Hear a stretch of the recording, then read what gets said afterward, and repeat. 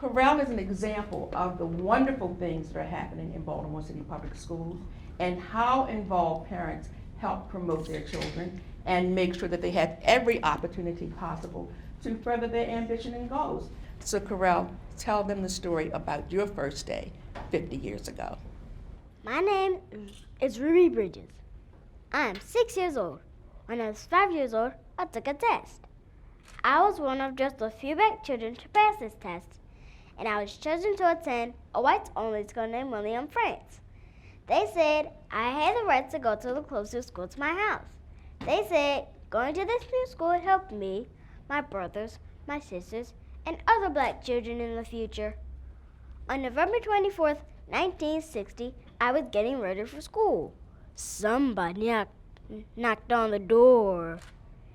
There were 4 serious-looking white men dressed in suits. They were U.S. federal marshals. They had come to drive us to school. My mom said there might be a lot of people outside the school, but you don't need to be afraid. I'll be with you. I remember climbing into the back seat of the marshal's car, but I don't remember feeling scared. The marshal said, "Just walk straight ahead and don't look back." As we walked through the crowd, people yelled things like, "Go home!" and "No blacks allowed here." They spat at us and threw things. Parents ran into classrooms and dragged their children out of school. That whole first day, my mother and I just sat and waited. When it was time to go home, I was glad.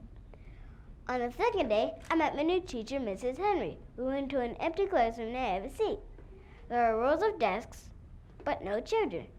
Mrs. Henry began to teach. Near the end of the year, a few white children began coming back to school.